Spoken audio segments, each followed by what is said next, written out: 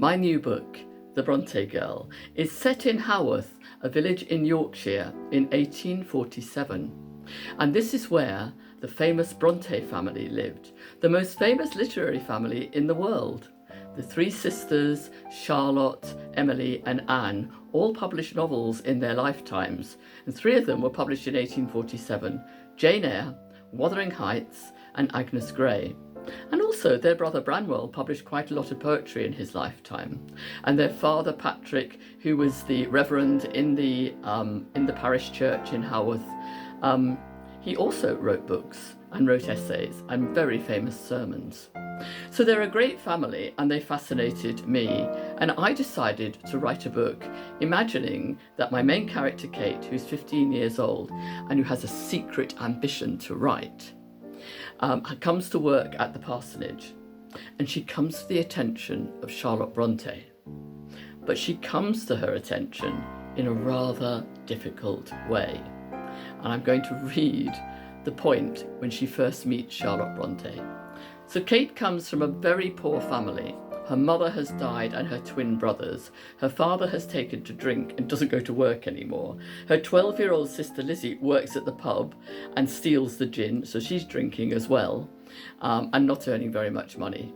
And Kate can only earn money as a scrub, really. She does the washing and she scrubs houses. And she'll earn about 2 shillings a week, which is really very little. 6pence for the wash, and that's a whole day's work, really hard work, on almost no food, a bowl of porridge if she's lucky. So these are very difficult circumstances. Their circumstances have changed since their mother died and the family has fallen apart. But Kate has read a great deal in her lifetime. Her mother worked for a widow who had a big house over the moor. And she allowed Kate to read any books she wanted to and borrow any books. And she also gave her little notebooks, and Kate started to write stories.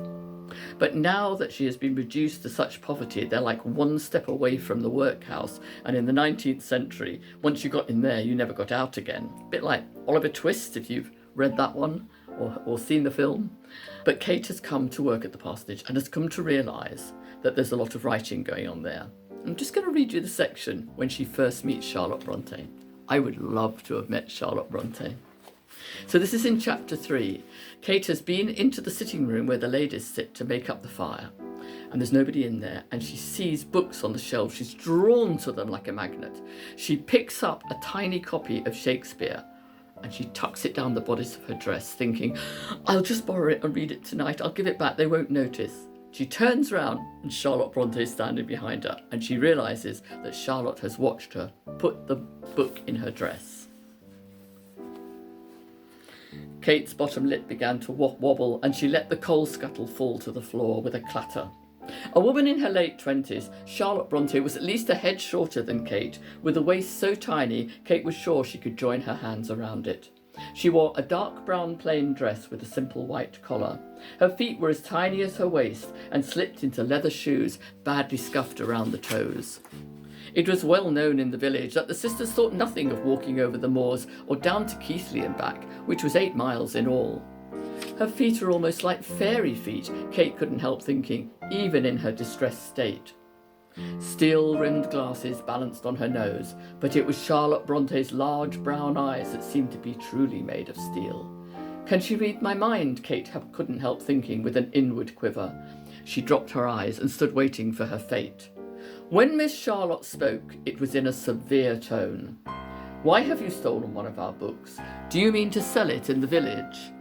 There was a pause, and Kate's throat closed up.